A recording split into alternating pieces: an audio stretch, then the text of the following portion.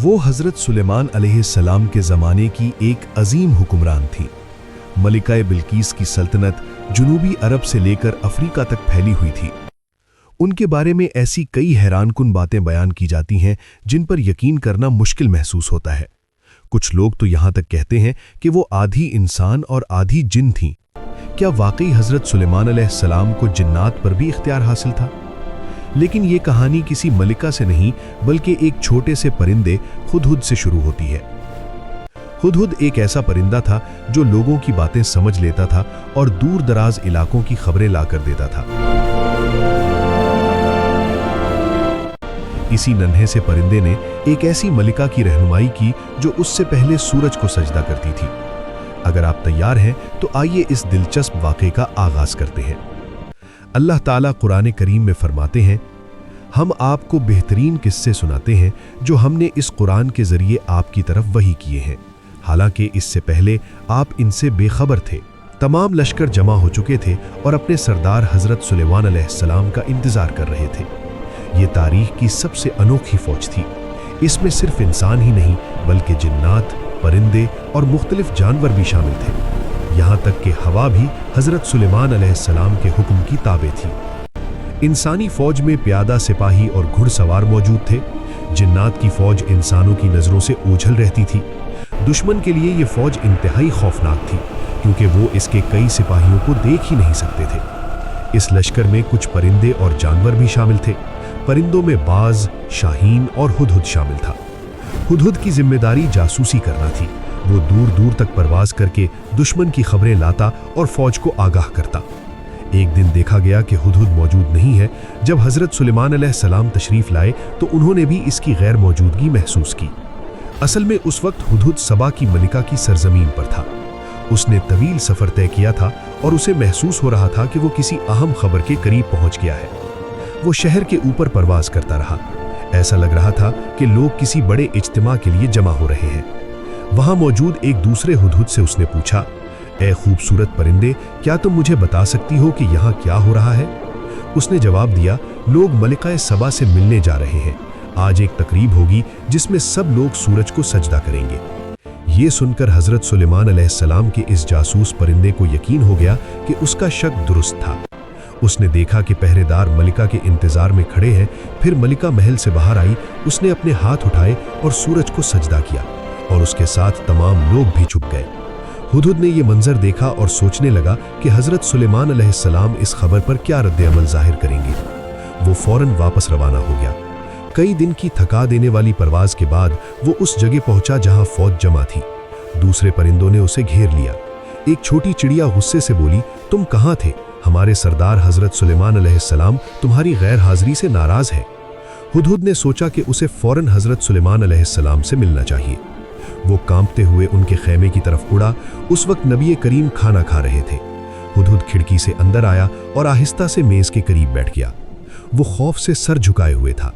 उसने आहिस्ता से सलाम किया और अदब से सर उठाया, मगर उसकी नज़रें हज़रत सुलेमान अलैहिस्सलाम के हाथों पर ही जमी रहीं। आखिरकार उसने बात शुरू की, ए मेरे आका, मैं आपके लिए एक दूर दराज मुल्क से एक अहम खबर लाया हूं जिसके बारे में आप नहीं जानते। मैंने देखा है कि सबा में एक औरत अपनी कौम पर हुकूमत करती है। वो एक अजीम तख्त पर बैठती है और उसके पास हर वो चीज़ मौजूद है जो किसी हुक्मरान के पास हो सकती है। हज़रत सुलेमान अलैहिस्सलाम ने फरमाया, हमें तहकीक करनी चाहिए कि तुम सच कह रहे हो या नहीं। मैं एक ख़त लिखता हूँ, तुम इसे लेकर जाओ और देखो कि वो लोग क्या जवाब देते हैं। हुदहुद ने मेहरबंद ख़त लिया और तेज़ी से सबा की तरफ परवाज कर गया। वो महल की खुली खिड़की से अंदर दाखिल हुआ और पर्दे के पीछे छुप गया। उसने देखा कि मलिका बिस्तर पर सो रही है। हुदहुद ने सोचा कि हज़रत सुलेमान अलैहिस्सलाम की फ़ौज इस कौम से जंग करे तो नतीजा वाज़ेह है। मलिका ताकतवर ज़रूर है मगर नबी की फ़ौज का मुकाबला नहीं कर सकती। इसी सोच में था कि मलिका जाग गई। उसने अपने सामने ख़त देखा और हैरान हो गई। वो फ़ौरन इधर उधर देखने लगी कि ये ख़त आया कहाँ से है। उसने पहरेदारों को बुलाया और गुस्से में कहा, मेरे कमरे में आने की हिम्मत किसने की? पहरेदार हैरान रह गए। उन्होंने कसम खाई कि कोई भी अंदर नहीं आया। आखिरकार मलिका बिल्कीस ने अपने वजीरों और मुशीरों का इजलास बुलाया।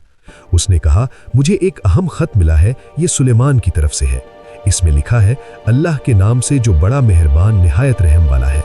मेरे मुकाबले में सरकशी न करो और इताअत के साथ मेरे पास आ जाओ। वजीरों ने मुख्तलिफ मशवरे दिए। कुछ ने जंग की हिमायत की, मगर एक दानिशमंद मुशीर ने कहा, अगर वो इस तरह अजीब तरीके से खत भेज सकता है तो जंग में उसकी ताकत का क्या अंदाजा होगा। बेहतर है कि पहले इंतजार किया जाए। आखिरकार मलिका बिल्कीस ने फैसला किया, जब बादशाह किसी मुल्क पर हमला करते हैं तो सब कुछ तबाह कर देते हैं। मेरा मशवरा है कि हम उसे तोहफे भेजें और देखें कि वो क्या जवाब देता है।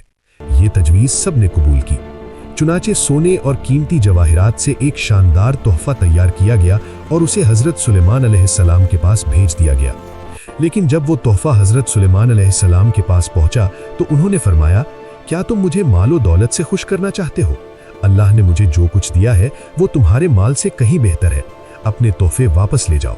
और साथ ही खबरदार किया, अगर मैं अपनी फौज के साथ आया तो तुम ऐसी ताकत देखोगे जिसका तुम तसव्वुर भी नहीं कर सकते। ये सुनकर मलिका के कासिद खौफजदा हो गए।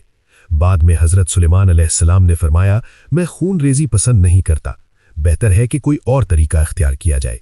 फिर उन्होंने अपने दरबार में सवाल किया, तुम में से कौन है जो मलिका बिल्कीस का तख्त मेरे पास ला सकता है इससे पहले कि वो यहां पहुंचे?